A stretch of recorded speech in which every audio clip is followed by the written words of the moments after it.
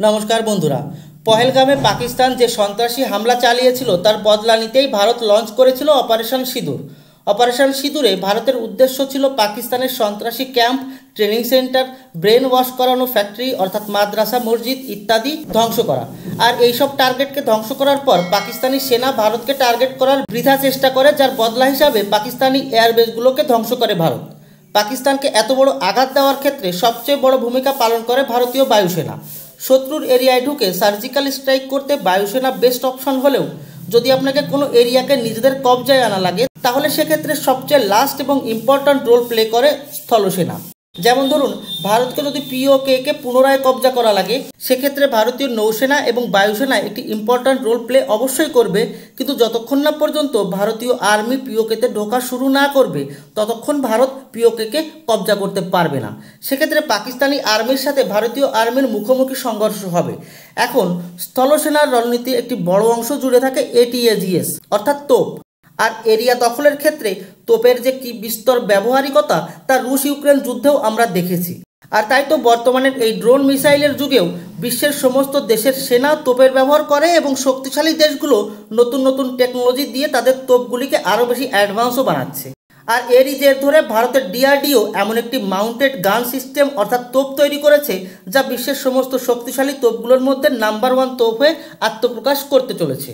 কোন কোন সক্ষমতার অধিকারী এই তোপ এবং যুদ্ধের ময়দানে কিভাবে এই তোপের মোকাবেলা করা চীন পাকিস্তান তো ছাড়ুন, আমেরিকা ইউরোপের পক্ষেও সম্ভব হবে না, সেই বিষয়গুলিকে বিস্তারিত জানানো হবে আজকের এই ভিডিওতে।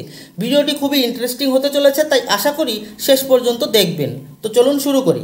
ডিআরডিও ভারতীয় সেনার জন্য একটি নতুন ধরনের আর্টিলারি গান অর্থাৎ তোপ নির্মাণ করেছে, যার ফিল্ড টেস্টিং শুরু করেছে ভারতীয় সেনা। এই আর্টিলারিকে বলা হচ্ছে এমজিএস অর্থাৎ মাউন্টেড গান সিস্টেম। নাম শুনে বোঝা যায় যে এই আর্টিলারি গানকে টেনে নেওয়ার জন্য আলাদা কোনো গাড়ির দরকার পড়ে না, এটিকে বসানোই হয়েছে একটি 8x8 পাওয়ারফুল ট্রাকের উপর। এই এমজিএসকে ডেভেলপ করেছে ডিআরডিওর একটি শাখা সংগঠন যার নাম ভিআরডিই, আর তৈরি করেছে কল্যাণী গ্রুপের ভারত ফোর্জ। এই এমজিএস 155x52 ক্যালিবারের গান সিস্টেম। এই একই ক্যালিবারের আরও অনেক প্রকারের এটিএজিএস অর্থাৎ আর্টিলারি গান ভারতীয় সেনা আগে থেকেই ব্যবহার করে, কিন্তু সেগুলো সবই টোট গান প্ল্যাটফর্মের, অর্থাৎ সেগুলোকে টেনে নিয়ে যেতে আলাদা ট্র্যাকের দরকার পড়তো।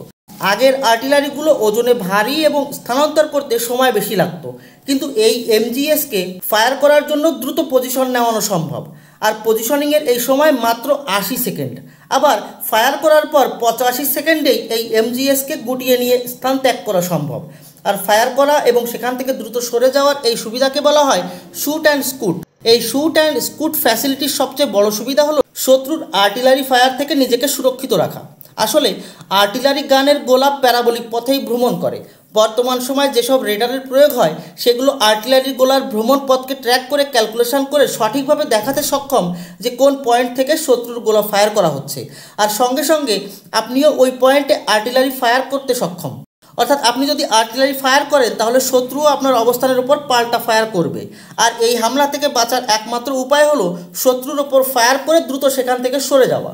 অর্থাৎ যুদ্ধের ময়দানে শত্রুরা সহজে আর ভারতীয় সেনার আর্টিলারি ফোর্সকে টার্গেট করতে পারবে না। এটি একটি অল ওয়েদার এমজিএস অর্থাৎ মরুভূমিতে এবং বরফে ঢাকা এরিয়াতে সমানভাবে কার্যকরী। দিন হোক আর রাত হোক, এর নির্ভুল হামলা থেকে শত্রুদের বাঁচার কোনো পথ নেই। এই আর্টিলারিকে যে 8x8 ট্র্যাকের উপর মাউন্ট করা হয়েছে তার ইঞ্জিনের ক্ষমতা একে পাহাড়ের ঢাল বেয়ে চড়তেও সক্ষম বানিয়েছে। এই এমজিএসে একটি রোবোটিক হ্যান্ড রয়েছে যা এর অ্যামুনিশনকে নিজে থেকেই লোড করতে সক্ষম। এই সিস্টেমে একটি মাজেল ভেলোসিটি রেডার লাগানো হয়েছে, যার ফলে শত্রুর পক্ষ থেকে ছোড়া গোলার গতি এবং ফ্লাইট পথ হিসাব করে নিজেই শত্রুর লোকেশনে 100% অ্যাকুরেসির সাথে পাল্টা হামলা করতে সক্ষম। এই আর্টিলারি গান 1 মিনিটে 3 থেকে 5 রাউন্ড গোলা ছুড়তে সক্ষম।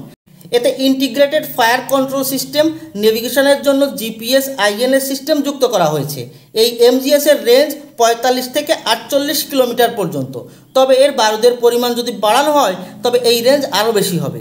ভারতের এই এমজিএসের আরও একটি সুবিধা হলো এর অটোমেটিক গানটিকে চালানোর জন্য আলাদাভাবে কোনো পাওয়ার সোর্স বা ব্যাটারির দরকার পড়ে না। ট্রাকের ইঞ্জিন থেকেই পাওয়া পাওয়ার নিয়ে এই গান পারফর্ম করে, অর্থাৎ পাওয়ার কাটের সম্ভাবনা কম এবং মেইনটেনেন্স কস্টও অনেক কম। পারফরমেন্সের দিক থেকে ভারতের এমজিএস বিশ্বের যে দুটি বেস্ট মাউন্টেড গান সিস্টেমকে টক্কর দিবে তার একটি হলো ফ্রান্সের সিজার এবং একটি সুইডিশ আর্চার।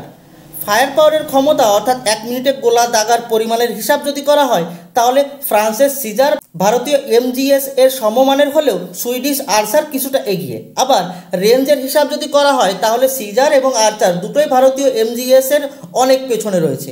তবে সবথেকে উল্লেখযোগ্য বিষয় হলো এইসব বেস্ট মাউন্টেড গান সিস্টেমের দাম। ভারতীয় এমজিএস এর দাম 1.75 মিলিয়ন, ফ্রান্সের সিজারের দাম 4.26 মিলিয়ন আর সুইডেনের আর্চারের দাম 10.41 মিলিয়ন। অর্থাৎ দামের ক্ষেত্রে ভারতের এমজিএস বাজি মেরে নেয়। এই রেঞ্জে এই ধরনের পারফরমেন্স শুধুমাত্র ডিআরডিওর এমজিএসই দিতে সক্ষম।